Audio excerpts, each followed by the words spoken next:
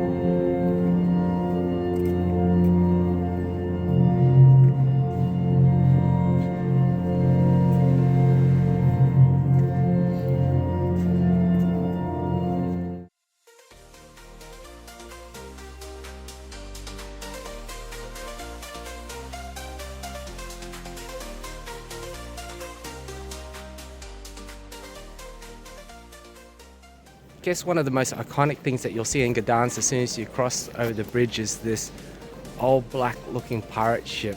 And I have to say, it's one of the largest tourist draw card here, and everyone just loves taking selfies and photos in front of it, myself included. Yeah, well, that pretty much concludes a little walk around Gdańsk here. I gotta head off and have some breakfast at one of the bar Maleczki here in Gdańsk, and the people here sure know how to load up the dish with lots of food.